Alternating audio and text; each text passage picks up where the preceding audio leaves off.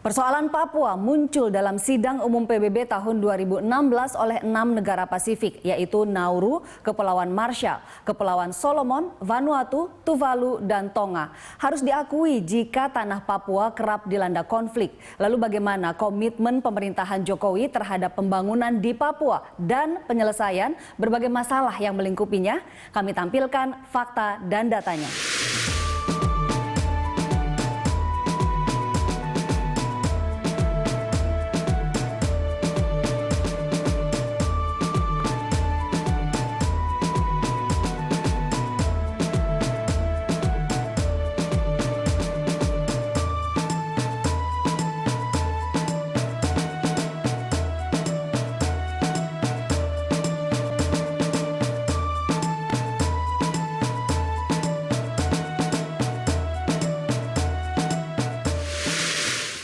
Presiden Joko Widodo tidak pernah berhenti mencari jalan keluar untuk berbagai persoalan hak asasi manusia yang terjadi di Papua. Komitmen Jokowi untuk memperbaiki situasi di Papua dan Papua Barat sangat tinggi.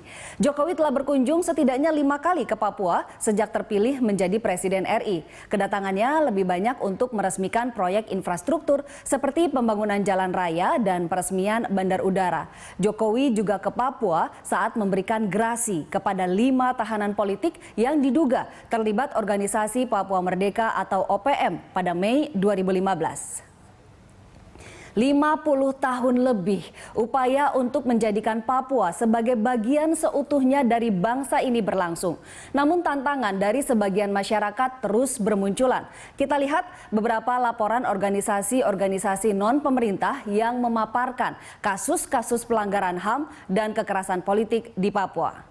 Laporan International Coalition for Papua atau ICP pasal 106 KUHP tentang kejahatan terhadap keamanan negara khususnya tentang makar digunakan pada 25 kasus pada 2013. 2014 naik menjadi 31 kasus. Namun 2015 merosot menjadi 22 kasus. Sementara Lembaga Bantuan Hukum atau LBH Jakarta bersama jaringannya menghimpun data sejak April hingga 16 September 2016 dan menyebutkan total telah terjadi penangkapan terhadap 2.282 orang Papua yang melakukan aksi damai. Bagaimana respon pemerintah terkait permasalahan ini? Pemerintah membentuk tim pencari fakta atau TPF yang bertugas memberi rekomendasi terkait kasus-kasus pelanggaran HAM. Sayangnya tim ini belum ditindaklanjuti dengan pembentukan Komisi Penyelidikan Pelanggaran HAM atau KPP HAM. Pemerintah juga terus menggenjot pembangunan infrastruktur di Papua. Menurut statistik pekerjaan umum 2015, Papua bersama dengan Kalimantan Timur berada di posisi kedua daerah dengan jalan nasional terpanjang, yaitu sekitar 2,1 ribu kilometer. Jawa Timur berada di bawah Papua dengan jalan nasional sepanjang 2.000 kilometer. Sementara daerah dengan jalan nasional terpanjang adalah Sumatera Utara dan Sulawesi Tengah sepanjang 2,2 ribu kilometer. Program pengembangan dan pembangunan infrastruktur jalan menjadi fokus utama yang akan terus diterapkan pemerintahan Jokowi, termasuk jalan perbatasan. Total panjang jalan Trans Papua 1.111,5 km. Tahun ini targetnya sudah tersambung 844,59 km. Tahun depan direncanakan tersambung 901,1 km.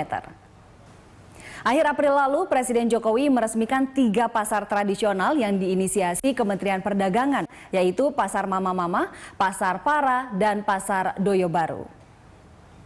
Infrastruktur lain yang dibangun di Papua adalah Pelabuhan Wasior yang merupakan bagian dari program tol laut.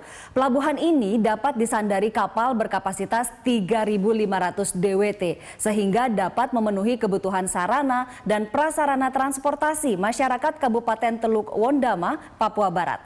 Presiden juga meresmikan PLTS Hybrid dan PLT Mikrohidro.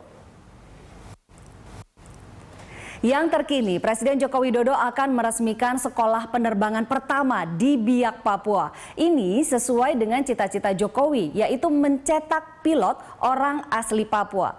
Sekolah ini merupakan kerjasama swasta Mandiri Utama Flight Academy atau MUFA dan Lembaga Masyarakat Adat atau LMA Provinsi Papua. Keseluruhan biaya dan pengajar yang merupakan warga negara Indonesia telah disiapkan dan 9 pesawat akan dikirim ke Biak. Sekitar 30 pelajar Papua yang saat ini bersekolah penerbangan di Cirebon akan dipindahkan ke Biak setelah peresmian.